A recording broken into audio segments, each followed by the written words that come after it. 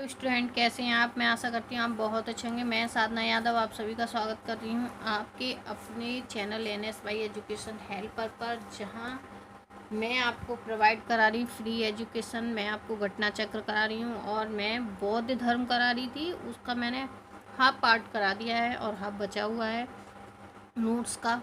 और उसके बाद हम करेंगे MCQ। तो जो हमारा बचा हुआ पार्ट्स है उसको हम स्टार्ट करते हैं।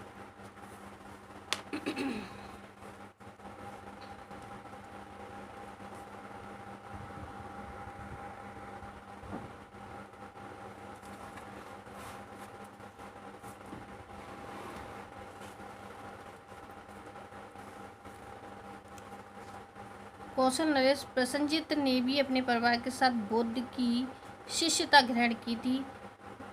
पूर्वाराम नामक विहार बनवाया। प्रसन्नजीत ने बुद्ध ने अपने जीवन की अंतिम वर्षा ऋतु वैशाली में बिताई। अपने मत का प्रचार करते हुए मल्लों की राजधानी पावा पहुंचे, जहां वे चुन नाम के लोहार की आम्र वाटिका में ठहरे। उसने बुद्ध को सुकर मदब खाने को दिया। इससे उन्हें रक्तातिसार हो गया। फिर वे पावा से कुशीनारा चले गए और यहीं पर सुबोध को उन्होंने अपना अंतिम उपदेश दिया और कुशीनारा मल्लगढ़ राज्य की राजधानी में 483 ईस्वी में 80 वर्ष की आयु में अवस्था में उन्होंने शरीर त्याग दिया। बौद्ध ग्रंथों में इसे महापरिनिर्वाण कहा गया है। किसको? शरीर त्यागने को क्या कहा गया है?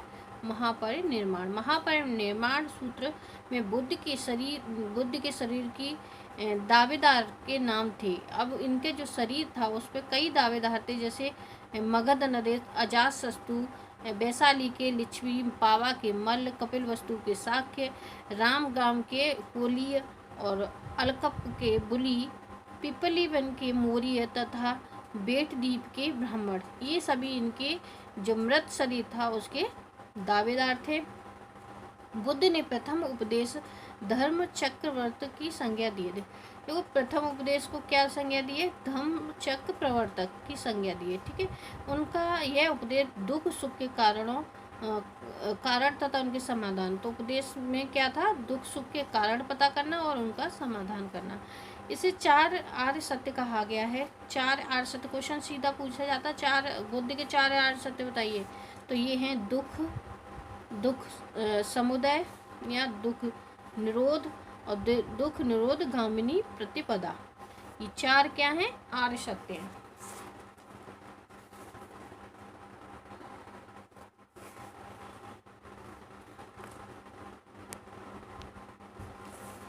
ठीक है, बुद्ध के अनुसार दुख का मूल कारण अभिधा के निवास का उपाय अष्टांगिक मार्ग है। अष्टांगिक मार्ग 8 हैं। ये इस प्रकार हैं। कितने अष्टांगिक मार्ग हैं? 8। सम्यक दृष्टि, सम्यक संकल्प, सम्यक वाक, सम्यक कर्मात, सम्यक आजीवक, सम्यक व्यायाम, सम्यक स्मृति एवं सम्यक समाधि। तो ये 8 अष्टांगिक मार्ग हैं। 4 आर्य सत्य हैं, 8 अष्टांगिक मार्ग हैं।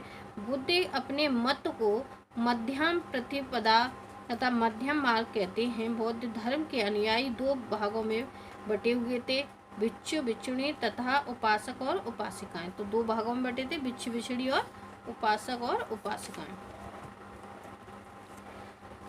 सामान्य मनुष्य के लिए बुद्ध ने जिस धर्म का उपदेश दिया उसे उपासक धर्म कहा गया। सामान्य मनुष्य के लिए क्या था? उपासक धर्म।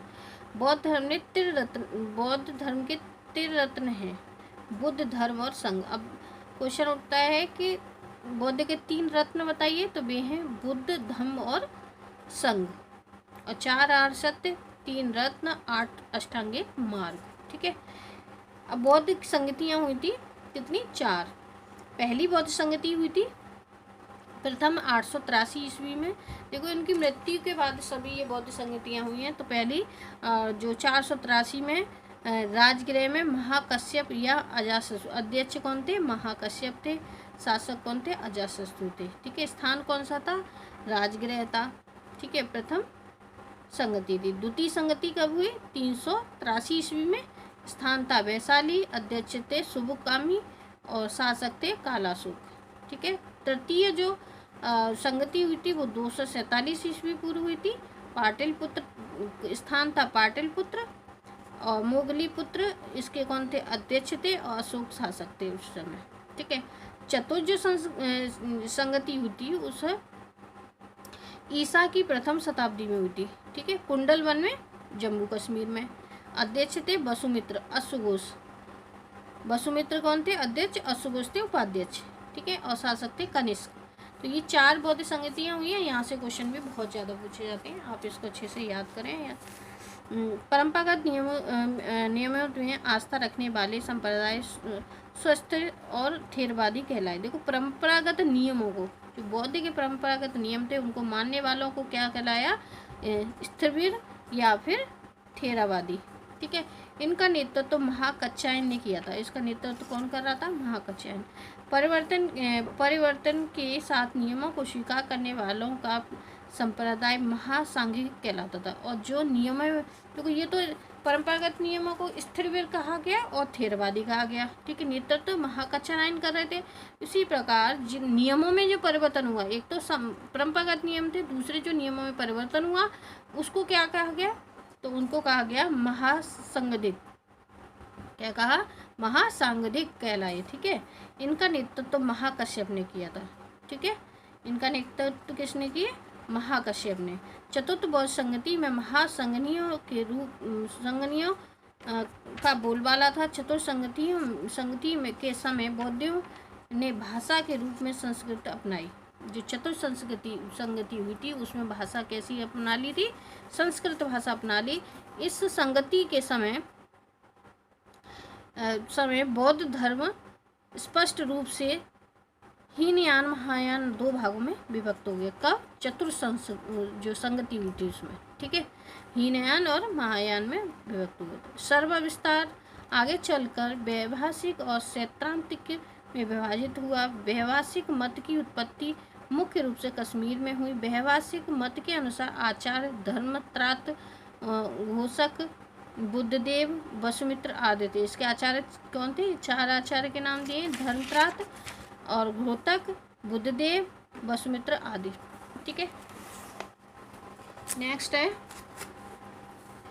धरातल संप्रदाय के शून्यवाद प्रवर्तक नागार्जुन थे। ठीक है, तो इसकी प्रसिद्ध जो रचना है वो माध्यमिकारका। ठीक है, नागार्जुन के अतिरिक्त इस मत के अन्य विद्वान भी थे। चंद्रकीर्ति, शांतिदेव, शांतिरक्षित, आर्यदेव।